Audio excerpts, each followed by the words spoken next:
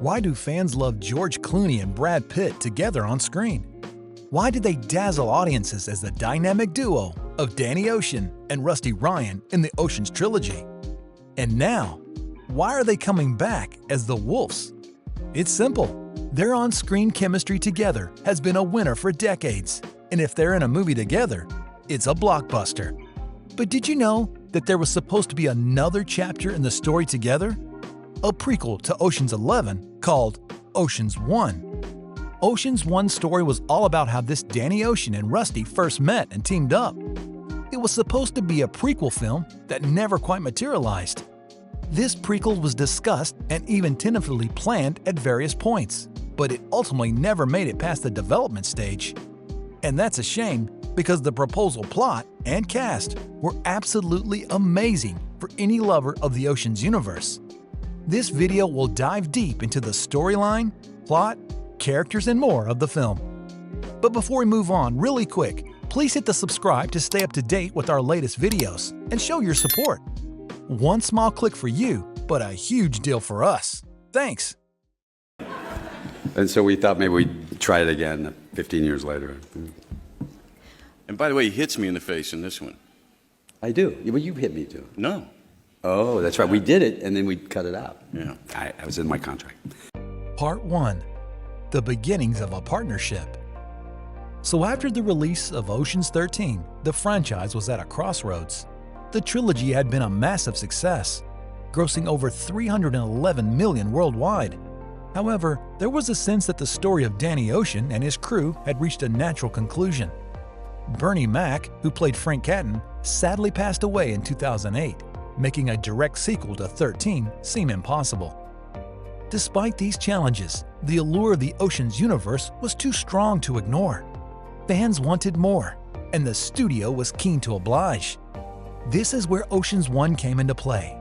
Some executives at Warner Brothers and producer Jerry Weintraub saw an opportunity to keep the Ocean's name alive by exploring the backstories of the characters we come to love. The most compelling origin story that landed on was that Danny Ocean and Rusty Ryan, how these two legendary con artists first met and decided to join forces. The idea for Ocean's 1 was to take audiences back to the early days of Danny and Rusty's partnership, showing how these two talented scam artists with big ambitions crossed paths and realized they were stronger together than apart. It would be a prequel that would add new depth and dimension to the characters. Part 2. The proposed plot. The plot of Ocean's 1, while never fully developed, was rumored to be based around the criminal underworld of the late 1980s or early 1990s. The movie would have seen a young, ambitious Danny Ocean, fresh out of prison and looking to make a name for himself in New York City. He's got the charm, he's got the ideas, but he's missing that crucial partner in crime. On the other side, we have Rusty Ryan, a talented but somewhat reckless grifter working the West Coast circuit. Rusty has the skills, but he lacks the vision and planning that Danny brings to the table. Their paths cross when they both set their sights on the same mark, a wealthy art dealer with a reputation for shady dealings. Realizing they're being played by the dealer, instead of working against each other, the two men decide to team up and take the dealer down together. This initial collaboration proves successful, and Danny and Rusty walk away with a considerable sum of money. More importantly, they realize they've made an excellent team that sparks the beginnings of the criminal partnership. But the stakes would inevitably rise. Ocean's 1 would have shown us that their first major heist together, a high-stakes underground poker game run by a notorious mob boss. This job would require more than just the two of them, introducing the concept of assembling a crew, a hallmark of the Ocean's film fans are familiar with. We would watch Danny and Rusty put together their first team. We'd see them identify and recruit specialists, perhaps a young Livingston Dell, honing his electronic skills, or a Bashir Tarr, just starting to make a name for himself in the world of explosives. This would set the stage for the ensemble cast that became a signature of the franchise. The heist itself would be a masterclass as usual. We'd watch Danny and Rusty's plan unfold, with all the twists, near misses, and last-minute improvisations that make the Ocean's heist so thrilling. But more than just the mechanics of the job, we'd see how Danny and Rusty's relationship evolves under pressure. Their ability to read each other and trust each other's instincts would be put to the ultimate test. But success comes with a price. The film would show how Danny and Rusty's growing notoriety attracts the attention of both law enforcement and rival criminals. The rising pressure would test their partnership, possibly leading to a falling out or a close call that forces them to separate for a time. So Danny and Rusty's partnership is tested when a con goes wrong, leading to Danny's arrest. In prison, Danny befriends an older, wiser con man who teaches him the value of patience and long-term planning, sharpening his skills and honing his ambition. Meanwhile, Rusty is on the outside, pulling smaller jobs and avoiding the heat, but feeling guilty for leaving his partner behind. After serving a short sentence, Danny is released from prison and immediately seeks out Rusty.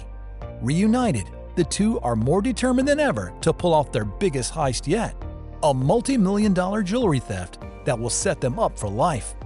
The planning and execution of the heist would have showcased the growth of Danny and Rusty as con artists, as well as the deep trust and bond they've built over the years. This final heist would be the centerpiece of the film's third act. It would showcase everything Danny and Rusty have learned, both together and apart.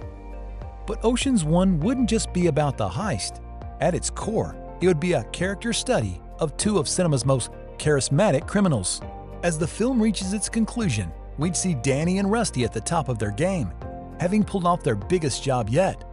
But true to the spirit of the Ocean's films, there would be a twist or a hint of even bigger score on the horizon. But the film would end with Danny finding love and marrying his wife Tess, played by Julia Roberts. This setting up the intro to Ocean's 11.